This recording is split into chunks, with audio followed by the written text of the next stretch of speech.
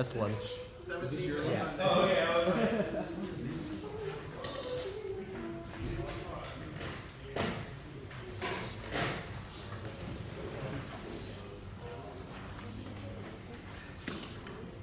Just a couple of roadmap things. Who has the solo at 33? Just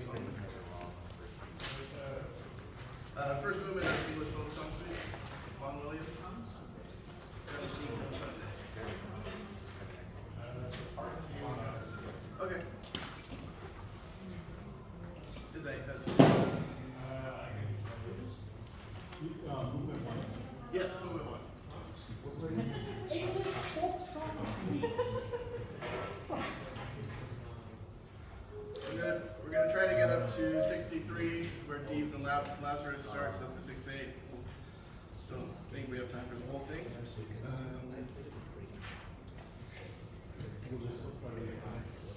I'll be for it.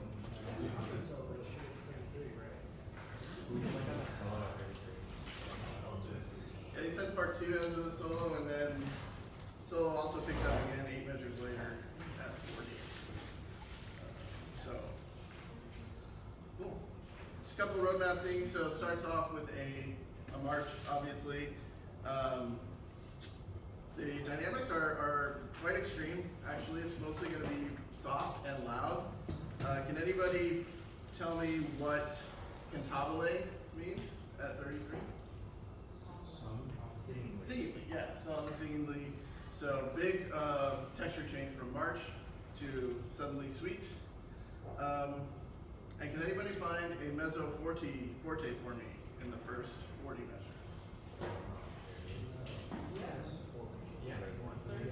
13, and it only lasts for 2 measures. So we've got forte and piano with a little bit of mezzo forte. So really trying to bring out the extremes of the dynamics.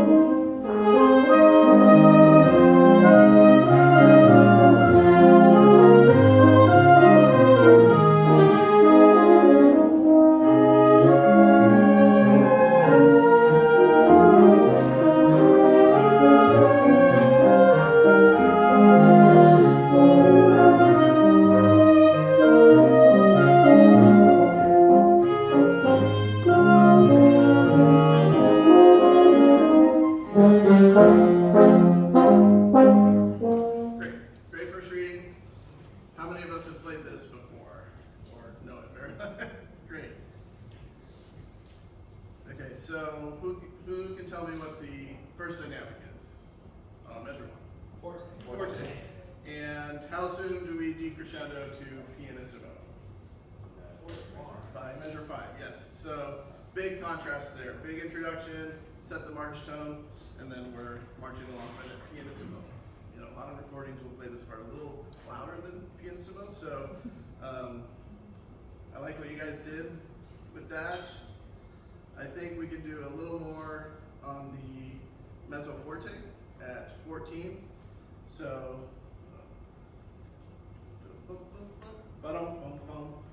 and then immediately back to piano 2 measures later at 16.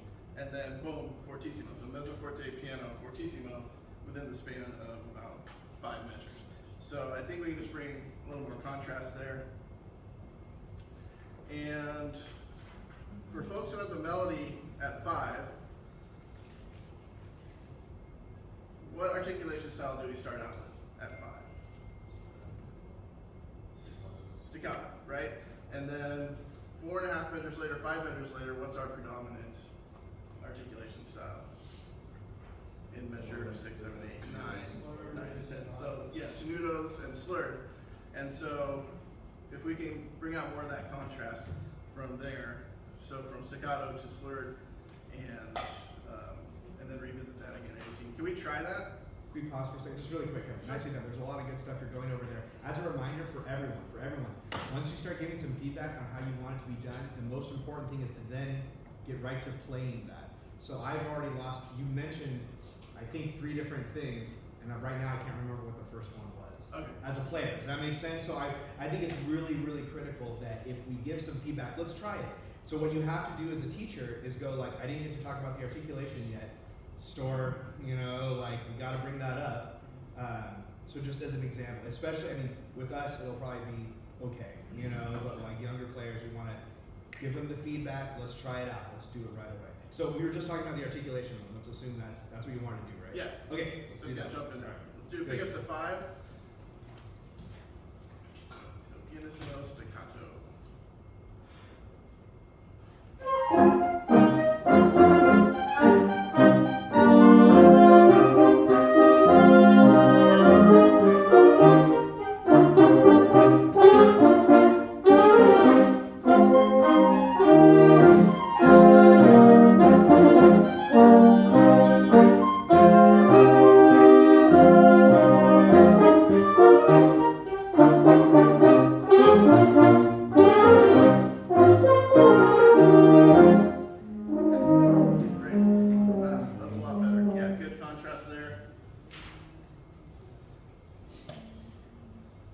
And what's interesting about the same section that happens a little later, it does not have mezzo forte again. So we have mezzo forte at 15, but we don't get that again when we have the so he's staying loud through that whole time. So that would be something to mark in the harder circle that heading into the transition at 31, we're staying full volume.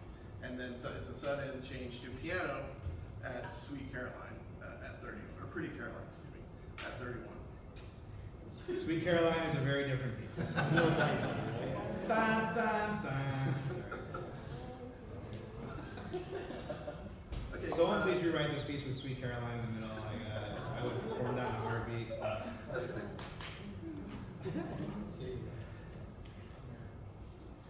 And just keep in mind too, Pretty Caroline is actually piano all the way through. There's no written crescendos, decrescendos, hairpins, or anything.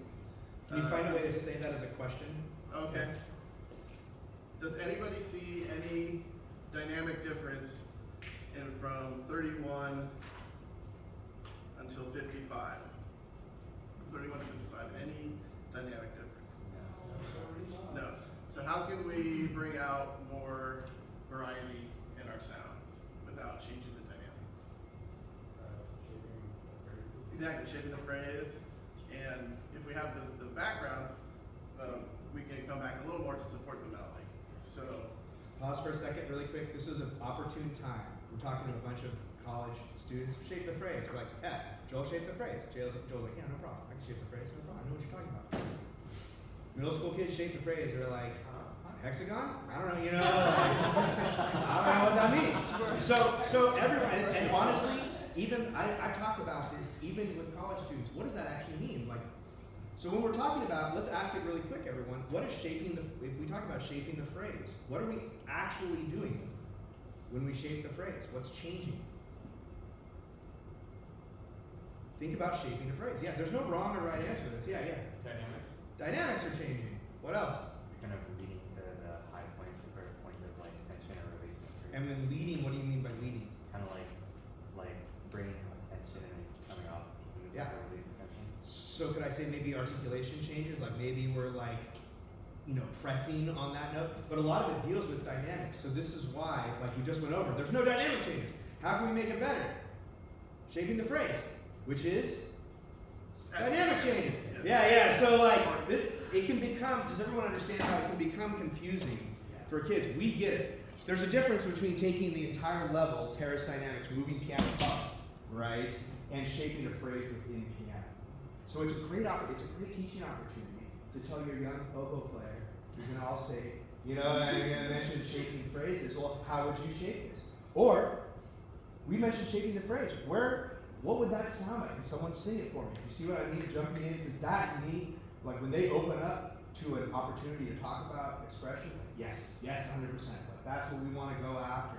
We just have a tendency, because we've been doing this longer, we're like, yeah, shape the phrase, no problem. Play that darker, right? And all those things that we kind of inherently have learned through repetition only happens when people actually explain it to us, what that means, right? Okay. Time back. Great. One thing too, I would think with shaping phrase might be tone, color, or timbre too. We're coming from a marcato, staccato style, and then suddenly into a softer, more resonant, and maybe even brighter texture than whereas darker might be in the previous section. So I want to do that transition to Pretty Caroline. Start at 18, and we will transition suddenly piano at 31, and then so we can hear the solos. So pick up to 18, fortissimo.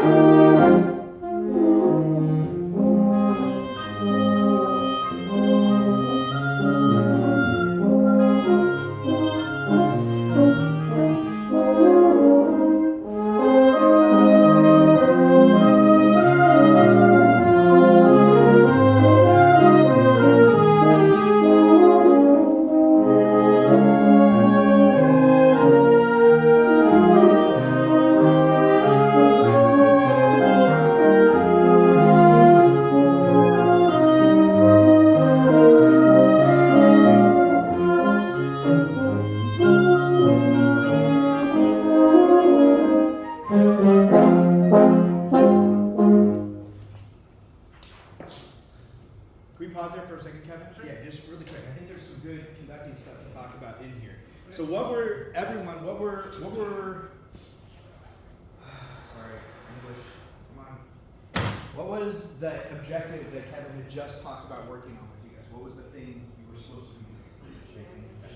Shaping the phrase, okay. So, what do we want to make sure we do up here? If we just, Shape the phrase. hey! Shape the Isn't that cool? Isn't that cool, everyone? A equals A. I love it. Yeah, you know, like, go after the thing. So, how do we make sure we shape the phrase? Was anyone convinced about the shaping of the phrase? It's okay if you were. I wasn't back then. Okay. I wasn't convinced. So, if we're talking about shaping the phrase, what's the dominant concept here? Line or pulse? Line, right? So if we're seeing pulse, this is like, you know, we just told them shape the phrase and we're like, right, you know, it's the same thing I see. I like go at high school directors and they're like, softer, softer, like yelling that, hand out and huge. Like they're like, why would I play softer, right? You know, like I'm not getting any indication. You know, I can't hear you. What? And they just keep playing louder. You know. So I think we have to be mindful of, and this is what I used to do, and I still do, but I really had to like force myself into this. I just talked about phrasing. Let me take a moment. What am I going to, you know, like what am I going to do to ensure that that's coming to them? So if we want to de-emphasize the pulse, I think they probably don't need it a whole lot. Maybe you can just show what the phrase is. Yeah? So can we try kind of the same idea, and just for this time for you, concentrating on what you can show for it. Okay. Yeah. Let's just go right at 31, Pretty Caroline.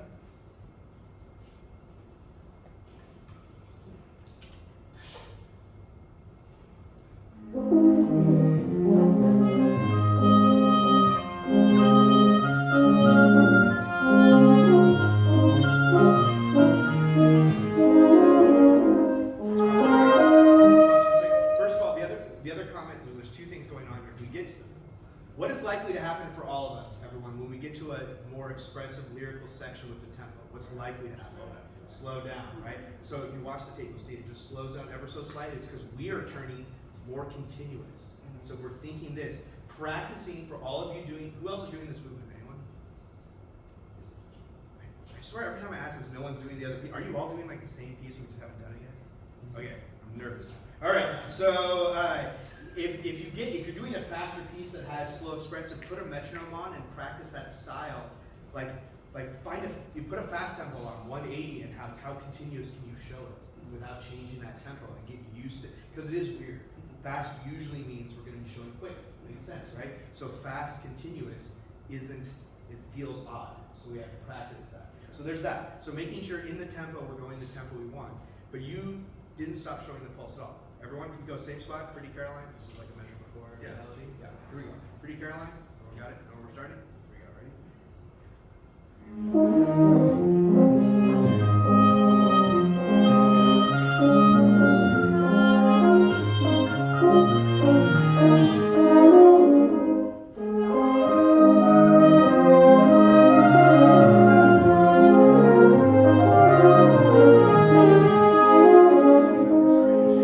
And I had to go, and I'm doing this on purpose way overboard. Yeah. That's probably not what I actually want to show, but they weren't responding. So I was giving even more. And then the idea I would be, here's exactly what I would do. If I just did that, and you guys were a high school band, we just played that, I'd say like, what did I do differently this time?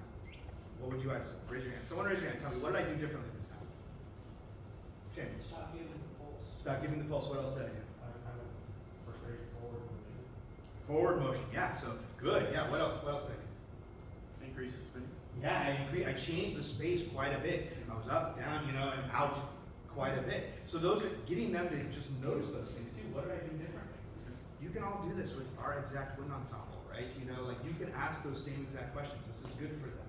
It's good for them to see how you teach those things as well. But I think stopping and showing them. Now, we've just expanded that. So can we try the same thing again with me? Let me just show you, right, how I model this. So let's do the same thing again. You guys notice how I changed that to get the phrasing. Yes, everyone? Here we go. Same spot.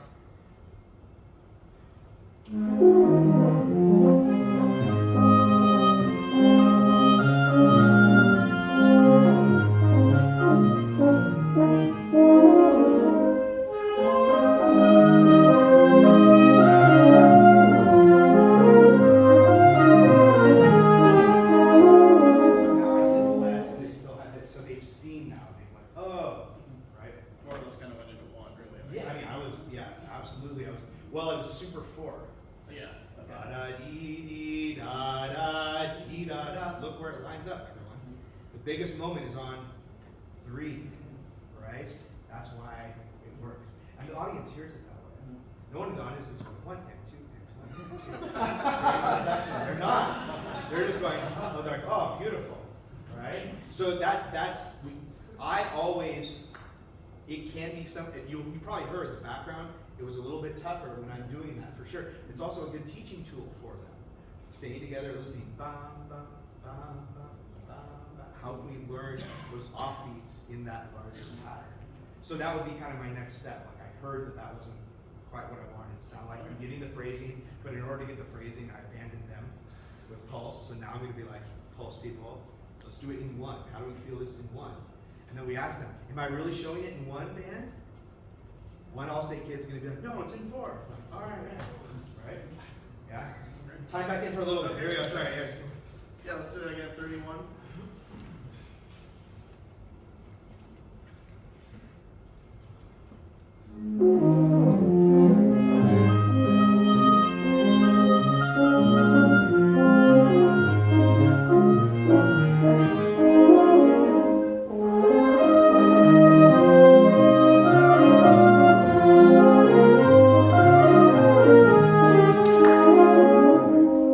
Better on the feel of it, but you still feel yourself showing 2. Yes. Okay. Get completely out of it. Trust them. Give them a very clear. Just get out of the pulse completely. Okay. It forces them to listen. Everyone, I can't emphasize this enough for when you go out and teach. We oftentimes as conductors feel like I just gotta get more involved in order to make it better. And at my age currently, I've discovered it's almost always the other way around. I always get less involved. Then they suddenly listen, and the intonation gets better, balance gets better, everything gets better. Yeah? So start getting used to that. You're not hearing things work, actually back off from what you're showing and let them work it out. Yeah? All right, from the same spot.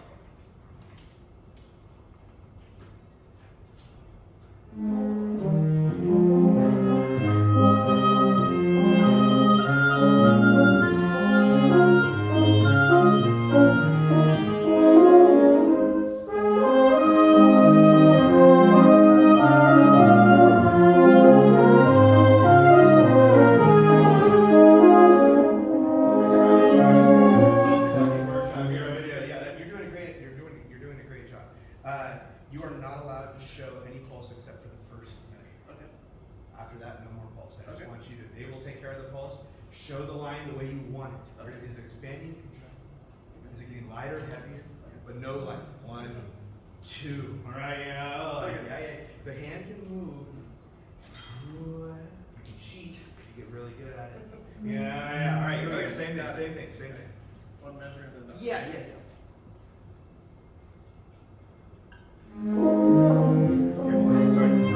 So just for everyone too, since we're in the new, stay in that pulse for the first measure. Otherwise, it's like grinding the transmission. So we give them the pickup, dee ha dee ha da dee, as opposed to dee ha dee. Does everyone see that? Like we just saw the pulse and then we change it. We just want to stay with whatever we show. Yeah, you got it. And the other suggestions since we stopped, sure. We're showing it really low down here. Can you see the baton tip, Matt? Yeah, you know what? Yeah. It is. But so like, the idea of thinking where the baton tip is between your eyes and the eyes of the players, that's a really helpful one. So depending on where they are, this is why always, even with light stuff with percussion or heavy stuff, I'm almost always up higher because I'm looking at that. Okay.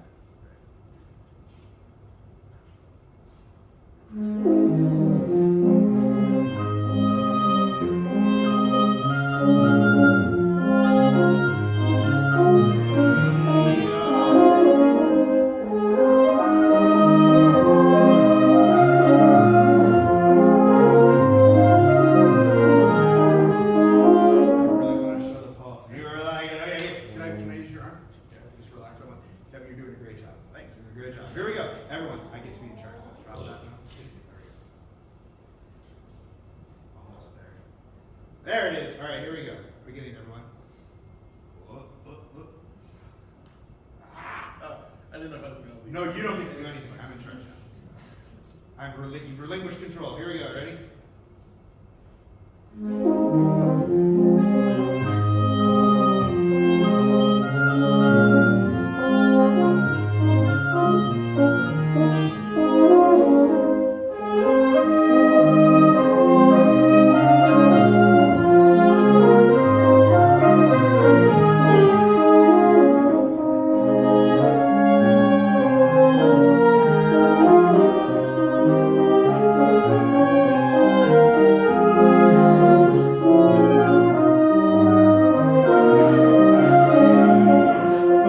So for everyone, if you saw at the end, I started doing like a larger flow kind of, but the idea is getting your body out of that. I have to show it all the time. Okay. Because then you'll just incorporate it within